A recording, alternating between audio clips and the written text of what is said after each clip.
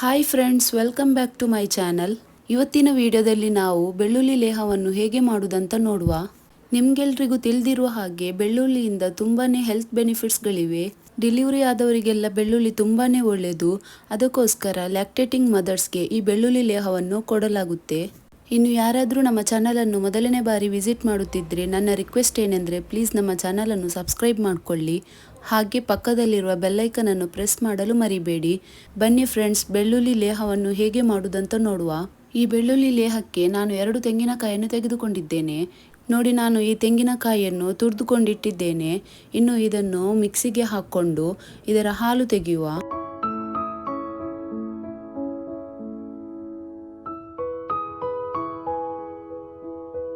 ತೆಂಗಿನ ತುರಿಯನ್ನೆಲ್ಲ ಹಾಕ್ಕೊಂಡು ಆಮೇಲೆ ನಾನು ಒಂದು 2 ಗ್ಲಾಸ್ ಅಷ್ಟು ಇದಕ್ಕೆ ನೀರನ್ನು ಸೇರಿಸ್ಕೊಳ್ತೇನೆ. ಇನ್ನು ಇದನ್ನು ಚೆನ್ನಾಗಿ ಗ್ರೈಂಡ್ ಮಾಡಿಕೊಳ್ಳುವ. ನೋಡಿ, ಈ ಥರ ಒಂದು ಬೌಲ್ ಇಟ್ಕೊಂಡಿದ್ದೇನೆ. ಅದರ ಮೇಲೆ ಸ್ಟ್ರೈನರ್ ಇಟ್ಕೊಂಡು ನಾವೀಗ ಗ್ರೈಂಡ್ ಮಾಡಿದ ಕೊಕೊನೆಟನ್ನು ನಾವು ಇದಕ್ಕೆ ಹಾಕ್ಕೊಂಡು ಇನ್ನು ಕೈಯಲ್ಲಿ ಪ್ರೆಸ್ ಮಾಡ್ತಾ ನಾವು ಇದರ ಹಾಲು ತೆಗೆಯುವ. ಈ ಥರ ನೀವು ಇದನ್ನು ಚೆನ್ನಾಗಿ ಹಿಂಡ್ಕೊಳ್ಳಿ.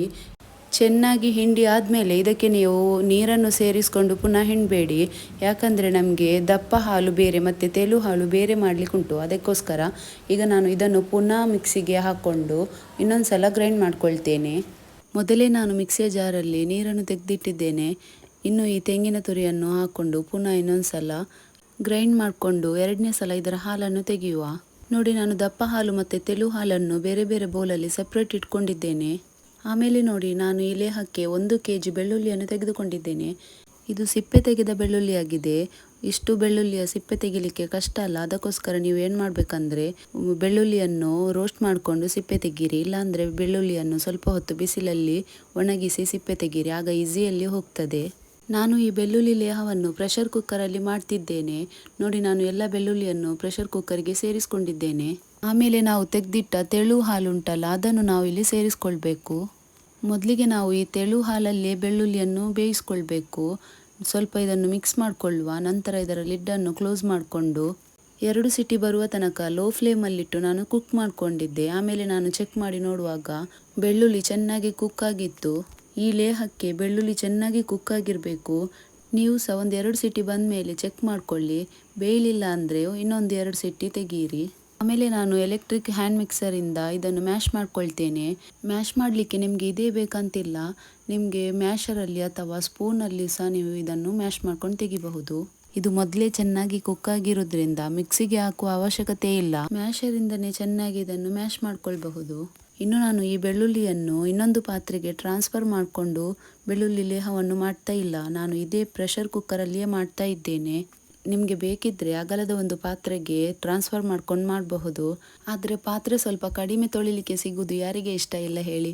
ಅದಕ್ಕೋಸ್ಕರ ನಾನು ಇದೇ ಪ್ರೆಷರ್ ಕುಕ್ಕರಲ್ಲೇ ಮಾಡ್ತಿದ್ದೇನೆ. ಆಮೇಲೆ ನೋಡಿ, ತೆಗೆದಿಟ್ಟಿದ್ದ ದಪ್ಪ ತೆಂಗಿನ ಹಾಲನ್ನು ಇದಕ್ಕೆ ಸೇರಿಸ್ಕೊಂಡಿದ್ದೇನೆ. ಹಾಲನ್ನು ಸೇರಿಸ್ಕೊಂಡು ಇದನ್ನೀಗ ನಾವು ಚೆನ್ನಾಗಿ ಮಿಕ್ಸ್ ಮಾಡಿಕೊಳ್ಳುವ. ಆಮೇಲೆ ನಾವು ಇದನ್ನು ಚೆನ್ನಾಗಿ ಬೇಯಿಸ್ಕೊಳ್ಬೇಕು. ಬೇಯಿಸ್ಕೊಳ್ಳುವಾಗ ನಾವು ಈ ಥರ ಸ್ಪೂನ್ ಹಾಕ್ಕೊಳ್ತಾ ಇದನ್ನು ಬೇಯಿಸ್ಕೊಳ್ಬೇಕು. ಈ ಹೊತ್ತಿಗೆ ನಾನು ಬೆಲ್ಲವನ್ನು ಸೇರಿಸ್ಕೊಳ್ಳಿಲ್ಲ. ಇದು ದಪ್ಪ ಬಂದ ಮೇಲೆ ನಾನು ಇದಕ್ಕೆ ಬೆಲ್ಲವನ್ನು ಸೇರಿಸ್ಕೊಳ್ತೇನೆ. ಬೆಲ್ಲ ಹಾಕೋದಕ್ಕಿಂತ ಮುಂಚೆ ನಾವು ಕಂಟಿನ್ಯೂಯಸ್ಲಿ ಇದನ್ನು ಸ್ಟೇರ್ ಮಾಡಬೇಕಂತಿಲ್ಲ. ತೆಂಗಿನ ಹಾಲು ಸೇರಿಸಿದಾಗವೇ ನಾವು ಬೆಲ್ಲವನ್ನು ಸಹ ಸೇರಿಸ್ಕೊಂಡ್ರೆ ಮತ್ತೆ ನಾವು ಕಂಟಿನ್ಯೂಯಸ್ಲಿ ಇದನ್ನು ಕೈ ಹಾಕ್ತಾ ಬೇಯಿಸ್ಕೊಳ್ತಾ ಇರಬೇಕು. ಇಲ್ಲಾಂದರೆ ತಳ ಹಿಡಿತದೆ. ನಾನಾಗ ತೋರಿಸಿದೆ ಅಲ್ಲ, ಅಷ್ಟು ದಪ್ಪ ಬಂದರೆ ಸಾಕು. ಆಮೇಲೆ ನಾನು ಇದಕ್ಕೆ ಬೆಲ್ಲವನ್ನು ಸೇರಿಸ್ಕೊಳ್ತೇನೆ. ನೋಡಿ, ನಾನು ಇಲ್ಲಿ ಓಲೆ ಬೆಲ್ಲವನ್ನು ತೆಗೆದುಕೊಂಡಿದ್ದೇನೆ. ಇದು ಪಾಮ್ ಜಾಗಿರಿ ಅಂತ ಹೇಳ್ತಾರಲ್ಲ, ಅದು ಆಗಿದೆ. ಇದು ನಾನು 9 ಪೀಸ್ ತೆಗೆದುಕೊಂಡಿದ್ದೇನೆ. ಈ ಎಲ್ಲವನ್ನು ನಾನು ಈಗ ಕಟ್ ಮಾಡಿಕೊಂಡು ಸೇರಿಸ್ಕೊಳ್ತಿದ್ದೇನೆ. ಇಲ್ಲಿ ನೀವು ಬೆಲ್ಲದ ಕ್ವಾಂಟಿಟಿಯನ್ನು ನಿಮ್ಮ ಟೇಸ್ಟ್ನ ಮೇಲೆ ಹೆಚ್ಚು ಕಮ್ಮಿ ಮಾಡಿಕೊಳ್ಳಿ. ನೀವು ಈ ಬೆಳ್ಳುಳ್ಳಿ ಲೇಹವನ್ನು ಮಾಡುವಾಗ ಓಲೆ ಬೆಲ್ಲವನ್ನೇ ತೆಗೆದುಕೊಳ್ಳಿ. ನಾರ್ಮಲ್ ಬೆಲ್ಲವನ್ನು ಯೂಸ್ ಮಾಡಬೇಡಿ. ಯಾಕಂದರೆ ಸಾಧಾರಣವಾಗಿ ಈ ಮದ್ದೆಲ್ಲ ಮಾಡುವಾಗ ಓಲೆ ಬೆಲ್ಲವನ್ನೇ ಯೂಸ್ ಮಾಡೋದು. ಅದಕ್ಕೋಸ್ಕರ ಓಲೆ ಬೆಲ್ಲವನ್ನೇ ತೆಗೆದುಕೊಳ್ಳಿ. ಇದರಿಂದ ಟೇಸ್ಟ್ ತುಂಬಾ ಚೆನ್ನಾಗಿ ಬರುತ್ತೆ. ನೋಡಿ, ಈ ಬೆಳ್ಳುಳ್ಳಿ ಲೇಹ ಈಗ ದಪ್ಪಾಗ್ತಾ ಬಂದಿದೆ. ಇಷ್ಟು ದಪ್ಪ ಆದಮೇಲೆ ನಾನು 1/3 ಕಪ್ ಅಷ್ಟು ತುಪ್ಪವನ್ನು ಇದಕ್ಕೆ ಸೇರಿಸ್ಕೊಳ್ತಿದ್ದೇನೆ.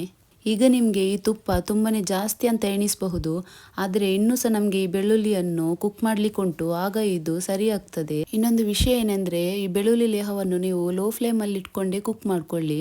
ಯಾವಾಗ ಹೈ ಫ್ಲೇಮಲ್ಲಿ ಇಡಬಹುದಂದ್ರೆ, ಬೆಲ್ಲವನ್ನು ಸೇರಿಸುವ ಮೊದಲು ನಾವು ಇದನ್ನು ಹೈ ಫ್ಲೇಮಲ್ಲಿ ಕುಕ್ ಮಾಡಬಹುದು. ಆಮೇಲೆ ಲೋ ಫ್ಲೇಮಲ್ಲೇ ಇದನ್ನು ಕುಕ್ ಮಾಡ್ಕೊಳ್ಬೇಕು, ಇಲ್ಲಾಂದರೆ ತಳ ಹಿಡಿತದೆ. ಆಮೇಲೆ ಇದು ಕುಕ್ ಮಾಡ್ಕೊಳ್ಳುವಾಗ ಮೇಲೆ ಹಾರಬಹುದು, ಜಾಗ್ರತೆಯಿಂದ ಕುಕ್ ಮಾಡ್ಕೊಳ್ಳಿ. ತುಪ್ಪವನ್ನು ಸೇರಿಸ್ಕೊಂಡು ನನಗೆ ಕುಕ್ ಮಾಡ್ತಾ ಒಂದು 10 ರಿಂದ 15 ನಿಮಿಷ ಆಗಿದೆ. ನೋಡಿ, ಇಷ್ಟು ಕನ್ಸಿಸ್ಟೆನ್ಸಿ ಬರಬೇಕು. ನೋಡಿ, ಒಳ್ಳೆ ಹಲ್ವಾ ಥರ ಬಂದಿದೆ. ಈಗ ನಮ್ಮ ಬೆಳ್ಳುಳ್ಳಿ ಲೇಹ ರೆಡಿಯಾಗಿದೆ. ಇಷ್ಟಾದಮೇಲೆ ನಾವು ಗ್ಯಾಸ್ ಫ್ಲೇಮನ್ನು ಆಫ್ ಮಾಡಿಕೊಂಡು ಇದನ್ನು ತಣ್ಣಗಾಗಿಸ್ಕೊಳ್ಳುವ. ಈ ಬೆಳ್ಳುಳ್ಳಿ ಲೇಹವನ್ನು ಯಾರೂ ಸಹ ತಿನ್ನಬಹುದು. ಇನ್ನು ಹೆರಿಗೆ ಆದವರಿಗೆ ಕೊಡುವುದಾದರೆ, ನಾರ್ಮಲ್ ಡೆಲಿವರಿ ಆದವರಿಗೆ ಸಾಧಾರಣವಾಗಿ ಒಂದು 5 ರಿಂದ 6 ದಿವಸದ ನಂತರ ಕೊಡ್ತಾರೆ. ಇನ್ನು ಸಿಸರಿನ್ ಆದವರಿಗೆ ಅವರ ಸ್ಟಿಚಸ್ ಎಲ್ಲ ಒಣಗಿದ ಮೇಲೆ ಕೊಡ್ತಾರೆ. ಈ ಬೆಳ್ಳುಳ್ಳಿ ಲೇಹ ನೋವಿಗೆ, ಕೊಬ್ಬು ಕರಗಿಸಲಿಕ್ಕೆ ಹಾಗೆ ಬ್ರೆಸ್ಟ್ ಮಿಲ್ಕ್ ಪ್ರೊಡಕ್ಷನ್ಗೆ ಸಹ ತುಂಬಾ ಒಳ್ಳೆಯದು. ಇದು ಟೇಸ್ಟಲ್ಲಿ ಹಲ್ವಾ ಥರನೇ ತುಂಬಾ ಚೆನ್ನಾಗಿದೆ. ಆಮೇಲೆ ಇದರ ಬೆನಿಫಿಟ್ಸ್ ಎಲ್ಲ ನಿಮಗೆ ಗೊತ್ತಿದೆ ತಾನೇ. ಈ ಲೇಹವನ್ನು ನೀವು ಏರ್ಟೈಟ್ ಡಬ್ಬದಲ್ಲಿ ಹಾಕ್ಕೊಂಡು ಫ್ರಿಜ್ಜಲ್ಲಿಟ್ಟು ಇದನ್ನು ದಿನ 1 ರಿಂದ 2 ಸ್ಪೂನ್ನಷ್ಟು ಬಿಸಿ ಮಾಡಿಕೊಂಡು ಇದನ್ನು ತಿನ್ನಬಹುದು. ಇದು ತುಂಬಾ ಟೇಸ್ಟಿ ಉಂಟಂತ ಜಾಸ್ತಿ ತಿನ್ನಲಿಕ್ಕೆ ಹೋಗಬೇಡಿ, ಯಾಕಂದರೆ ಹೀಟ್ ಆಗಬಹುದು. ಸೊ ಫ್ರೆಂಡ್ಸ್, ನಿಮಗೆ ಈ ರೆಸಿಪಿ ಇಷ್ಟ ಆದರೆ ಲೈಕ್ ಮಾಡಿ, ನಿಮ್ಮ ಫ್ಯಾಮಿಲಿ ಆ್ಯಂಡ್ ಫ್ರೆಂಡ್ಸ್ಗಳೊಂದಿಗೆ ಶೇರ್ ಮಾಡಿಕೊಳ್ಳಿ.